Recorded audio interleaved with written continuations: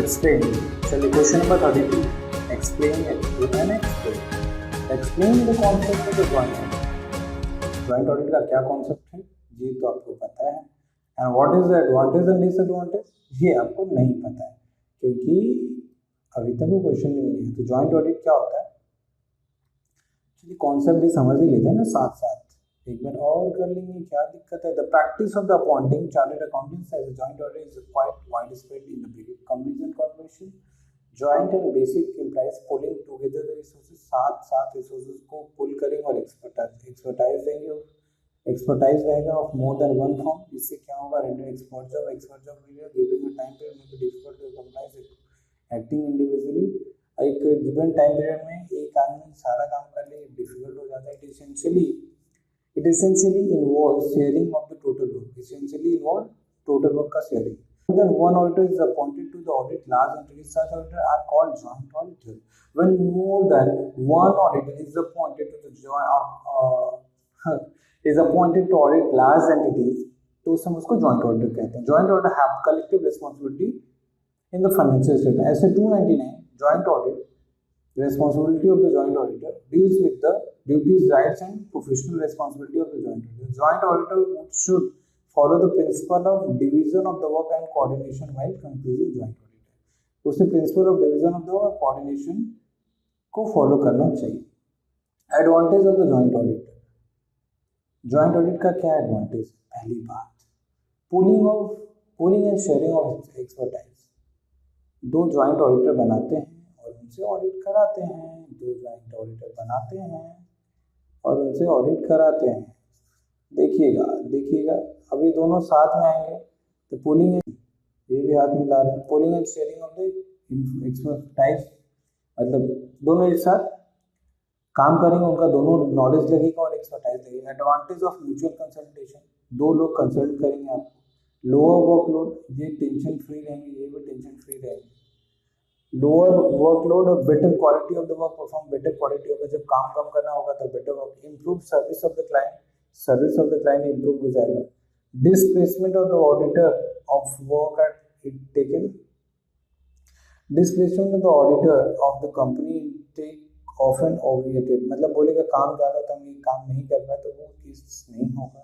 In respect of the multinational companies के case में क्या होगा. The work can be spread using the expertise if the local firms which are in better position to deal with the detailed work and local laws and regulation. Multinational companies भी अपना काम उनसे करवा लेंगे.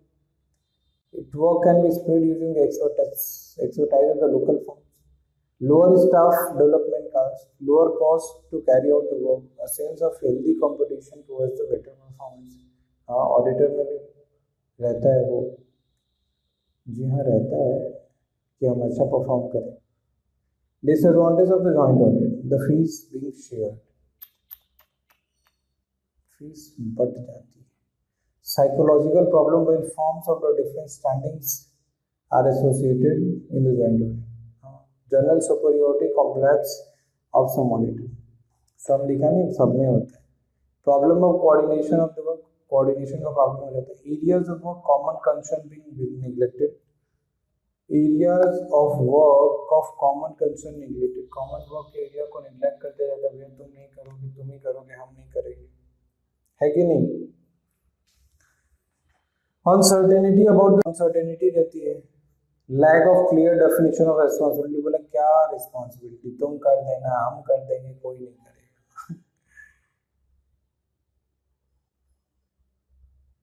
चलिए सीलिंग और number of the audit. Question number 1 छाप दिया है. Filling of casual vacancy of the respective auditor in the joint audit responsible for the work allocated to him. एक क्वेश्चन छाप दिया ऊपर हम लोग सेम क्वेश्चन किए. ठीक है. While Star Limited was incorporated on 1st August 2000, Mr. T, who is a relative of the chairman and managing director of the company, appointed as auditor of the board of directors in their meeting on White Star Limited 1 अगस्त 2015 को incorporate हुई. And Mr. T, who is the relative of the chairman and managing director of the company, appointed हो गए auditor by the board of directors. देखो, apparently there are two issues arising out of the situation, which is first one relates to the appointment of the first auditor by the board of directors, and second pertains to the relation of such auditor with the chairman of the company. Regarding the first issue relating to the appointment of the auditor, particularly in this case relating to the appointment of the first auditor, it may be noted as per provision of 139(6) of the Companies Act 2013, the first auditor of the company shall be appointed by the board of directors within 30 days from the date of registration of the auditor. ये सही है, ये अगस्त सितंबर से ही. As per the fact given, the board of directors failed to appoint the first auditor within 30 days. 30 days बोले तो 2015 कब appoint किया था भैया? The meeting, oh sorry, I am sorry, हम सोचे डेट अगस्त सितंबर, हम सोचे 31 अगस्त है, ठीक है. Days from the registration of the company, because the date of incorporation was इतना and the date of appointment order बराबर is इतना, तो मतलब 30 दिन से ज़्यादा हो गया रे भाई. अगस्त में 31 होता है, उससे कोई फर्क नहीं पड़ता.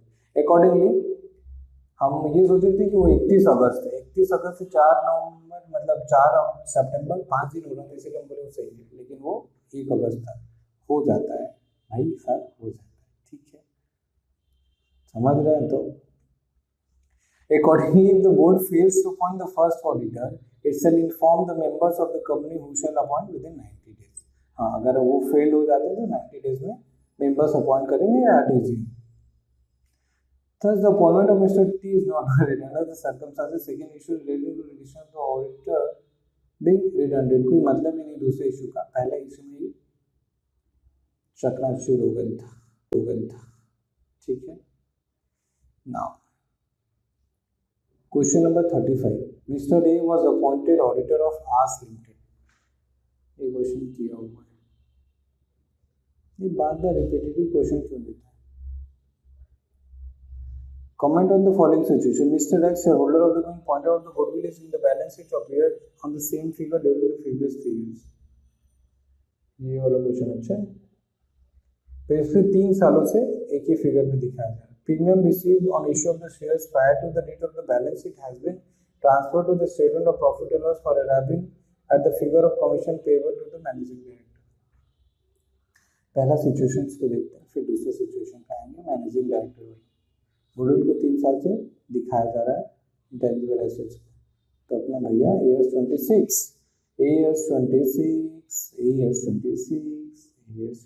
आ गया. AS26 An intangible asset should be carried in the books at the cost less accumulated amortization and accumulated impairment loss. Books में दिखाना चाहिए after amortization or impairment loss. The depreciable amount of an intangible asset should be allocated on a systematic basis over the best estimate of its useful life. और ये कैसे depreciate होगा या amortize होगा? useful life से, जो कि allocate किया गया. There is a reputed presumption that the useful life of an intangible asset will not exceed 10 years. A reputed presumption है, ऐसा कुछ फिक्स नहीं कि होगा. Will not exceed 10 years, 10 साल से ज़्यादा exceed नहीं करेगा. And that when the asset is available for use according to the PART-56 and AS26, in the given case the company has not amortized any value of the goodwill since past year, the auditor should have indicated this fact in his report that no amount of goodwill has been written off during the past year. ये auditor को अपने report में दिखाना चाहिए. Now, premium received on issue of the shares prior to the date of the balance sheet. The premium received हुआ issue of shares prior to the date of the balance sheet has been transferred. आपको इसका थोड़ा सा clearance दे देते हैं ना. Premium है, premium issue of the shares, ये कहाँ से मिला अपने को? इशू कर दिए थे जब से इशू ऑफ शेयर्स पे, इशू ऑफ शेयर से हमको प्रीमियम मिला, ठीक है.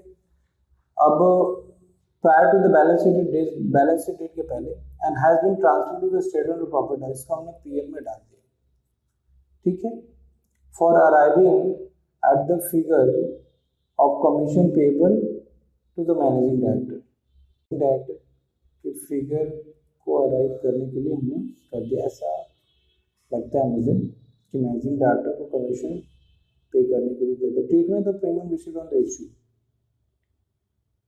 Premium received on issue of the share is a capital receipt and should not be credited to the recipient as per the provision of section 190 of the Companies Act.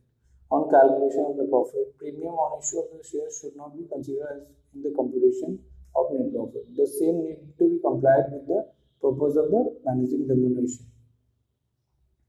अच्छा, जो MD का remuneration है ना, उसका profit बढ़ा दिया गया इसी हिसाब से। हाँ, कमीशन पेबल एमडी का जो होता है निकलता है ना प्रॉफिट के हिसाब से, तो उस प्रॉफिट को बढ़ा के मतलब मोटा मोटी बुद्धि लगा के अपना रेमुनरेशन बढ़ाना चाह रहे थे, लेकिन हुआ नहीं। The same need to be complied with the purpose of managing director, the auditor should have qualified the report. देखो अब होता क्या है, आपको शायद पता हो या ना, मैं अज्यूम कर रहा हूँ नहीं पता है। देखिए, जब भी मैनेजिंग डायरेक्टर्स या डायरेक्टर्स का रेमुनरेशन डिसाइड होता है तो उनका एक प्रॉफिट निकलता है, तो उस प्रॉफिट का मैक्सिमम 11% तक को रेमुनरेशन दिया जा सकता है। अगर इसके प्रॉफिट को अगर इसमें ढुका जाएगा तो प्रॉफिट बढ़ जाएगा, अगर प्रॉफिट बढ़ जाएगा तो इनका रेमुनरेशन भी बढ़ जाएगा। तो उस पर्पज से किया गया था, तो ये गलत हो गया ना। तो ये क्या है, is a capital receipt and should not be credited in the profit and loss account. इसको कैपिटल रिसीट दिखाया जाएगा, ठीक है। Now, ABC company removed the first auditor before the expiry of his term without obtaining approval of the central government. ये भी किया हुआ case. Conclusion policy. Therefore, it may be conducted the action of the company for removal of auditor being expiry before expiry of term is not justified. An auditor should be removed from his office only by following mentioned procedures. Central government से उसको लेना होगा permission, फिर जाके वो होगा। चलिए पढ़ते हैं। As per section 140 of the Companies Act, the auditor appointed under section 139 may be removed from his office before the expiry of the term only by special resolution of the company, obtaining the prior approval of the central government in the behalf. Special resolution इसलिए इस बात का कि हम लोग approval मांगने जा रहे हैं सेंट्रल गवर्नमेंट से कि इनको रिमूव करना है, और central government in the behalf in that behalf as per the rule 7 of the prescribe under the companies auditor rule 89। अब वहां से लिए एप्लीकेशन सबमिट करेंगे फॉर्म ADD 2 में, shall be submitted with the fees applicable rules 14, मतलब shall be complete। Central government को application दी थी, the application shall be made with in 30 days resolution pass होने के। The company shall hold the general meeting with in 60 days of receipt of the approval of the. अब जब approval receive होगा तो with in 60 days उसको central government receive करेगी। The company shall hold the general meeting with in 60 days of receipt of the approval of by the central government for passing the special resolution. It is important to note that before taking any action for removal before expiry of the term, the auditor concerned shall be given a reasonable opportunity for being heard. In the instant case, the first auditor was removed by the company before the expiry of his term without obtaining approval of the central government. Therefore, it may be concluded that the option taken मतलब वो गलत है, वो तो conclusion पढ़ ही लिए अपने। देखिए मैं फ्लो समझाता हूँ। पहली बार इसकी सेक्शन जो एप्लीकेबल है 141, मतलब 140 सबसेक्शन 1। अपॉइंटमेंट की बात करते हैं अपने 139 की अपॉइंट हुआ था फर्स्ट ऑडिटर। अब इसको रिमूव करना है, तो रिमूव करने के लिए पहले बात एक SR लगेगा, ठीक है। उसके बाद स्पेशल रेजोल्यूशन, इसमें ये सब्जेक्ट क्या रहेगा कि अप्रूवल हमने मांगना है सेंट्रल गवर्नमेंट से। अब इस सेंट्रल गवर्नमेंट को फॉर्म ADD 2 में भेजा जाएगा विथ फीस, और फिर वहाँ से अपने को ये एप्लीकेशन 30 दिनों के अंदर करना होता है। 30 दिन के अंदर ये एप्लीकेशन हमें करना पड़ेगा रिजोल्यूशन पास होने से। कहाँ से? रिजोल्यूशन के डेट से, रिजोल्यूशन डेट से। The company shall hold the general meeting with in 60 days of the receipt of the approval. अब कंपनी अब वहाँ से रिसीट पर 7 दिन के अंदर वो देखोगे, ठीक है। नाउ नेक्स्ट ऑडिटर को भी एक रीजनेबल दिया जाएगा, ऑडिटर शैल बी उसको भी बीइंग हर्ड, उसको भी चांस लगेगा और बीइंग हर्ड मतलब उसको भी सुना जाएगा, उसकी बातों को भी सुना। It is important to note that before taking any action for the report, it corrects the auditor shall be given the legal opportunity of the reasonable opportunity दिया जाएगा और ठीक है।